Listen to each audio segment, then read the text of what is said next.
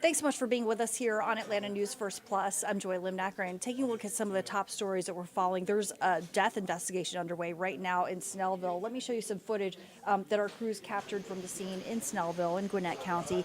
That's where investigators say that a woman was killed overnight. This is according to Gwinnett County Police. It happened on the 3000 block of Glen Summit Lane. Gwinnett police say that a friend went to check on the woman who lived in the house, and when they entered, they found the woman dead.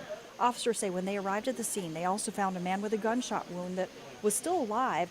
And Gwinnett police say that the man was transported to a local hospital. His injury being inflicted as self-inflicted, being investigated as a self-inflicted gunshot wound. Detectives say they believe this murder was a domestic-related incident. They're not looking for any additional suspects. My colleague, Don Shipman, has more.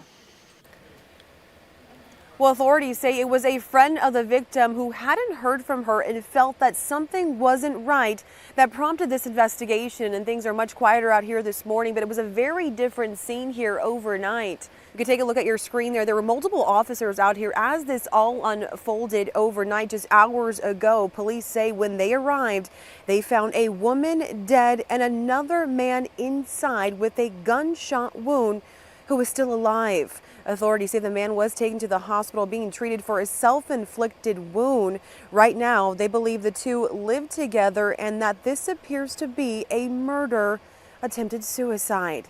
Police say they're still trying to piece together what led up to this woman's murder. A friend of the female had not had contact with the female and contacted somebody that had a key to the residence, which that person then went inside and discovered the scene and called police. The detectives say they are not looking for any additional suspects, but there are still a lot of unanswered questions here into how this woman died, and even if any charges will be filed. If you have any information on this case, you're being encouraged to call Gwinnett County Police. In Snellville, Brittany Ford, Atlanta News First. And happening today, thank you so much to Brittany Ford for that report. And happening today, the Fulton County Sheriff is planning to address Wednesday's decision by county leaders to scrap plans for a new jail in favor of renovating the existing one. Atlanta News First reporter Rebecca Schramm tells us the sheriff pushed hard for an all-new jail. Sheriff Pat Labatt has spoken often about how bad of shape this jail is in. He says inmates sometimes take crumbling parts of the building and make weapons called shanks that have caused some serious problems and violent episodes that we've told you about. This is a rendering of what the sheriff wanted. A new jail would cost Fulton County almost $1.7 billion, but Wednesday, commissioners voted 4-3 to move forward with renovations to the existing facility at a fraction of the cost to taxpayers. Last year, the U.S. Justice Department launched an investigation into conditions here at this facility, so it'll be interesting to see what the DOJ thinks. We spoke with some families who have loved ones here at the jail. Some are fine with just renovating it, but others, like the father of inmate Samuel Lawrence, who died while in custody last year, say renovating the jail won't solve the problems. I think they need to tear the whole thing down and restart over because you're going to have the same results if you patch the jail. If you patch the jail, you're going to still have some of the old parts in it. Now that the county is moving forward with renovations rather than building a new jail, what will that mean for inmates? Some of them will no doubt have to be housed elsewhere during the renovations. We'll let you know what the sheriff says. He's planning to speak with us at 11 o'clock this morning. At the Fulton County Jail in Atlanta, Rebecca Schramm, Atlanta News First. Thanks so much to Rebecca for that report. Okay, want to let you know about some construction that could impact your life.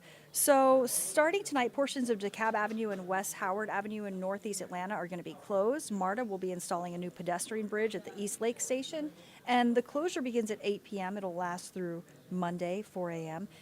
If you use the station there are a few things that you need to know. MARTA customer access and parking will remain available. And in addition to that, MARTA wants to make sure that you know local bus route 19 is going to be detoured, but routes 2 and 34 will not. As for the parking, it's going to be available on the south side of the station. Expect delays in rail service. The MARTA mobility shuttle servicing the north and south sides of the station will be unavailable. Pardon me, it's gone on to another video, which it wasn't supposed to do. So let me get us back to what we're talking about so you can see on this map what's happening.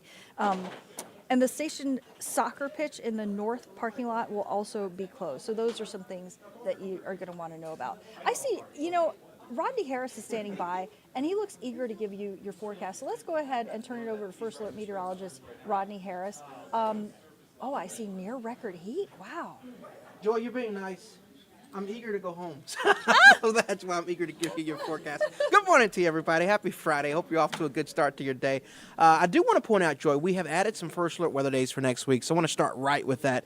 I mean, you already sort of know what we're dealing with here. Monday and Tuesday, it's all about the heat. So a First Alert weather day for heat on Monday and Tuesday, and then for Wednesday for rain and storms. So that's what we are looking at here as we start next week. Today is going to be another fairly decent day. Good morning. But again, next week, we're going to start to focus on some potentially dangerous heat out there. So let's get you started with the tropics, as a matter of fact. I want to take you off the coast of the southeast U.S. That yellow X that you see, you can barely see it, but that was an area that we were tracking for potential tropical development. Right now, we do not believe anything will develop here, so that's not an issue anymore. But the reason I'm showing you this is because even though it's not tropical in nature, this low is still going to produce some rain along the coast of the Carolinas. In fact, it's already producing rain for Charleston, extending back up into North Carolina as well. So South Carolina, North Carolina, if you have any plans there over the weekend, particularly today and tomorrow, I know it's summertime, so if you're headed to the coast,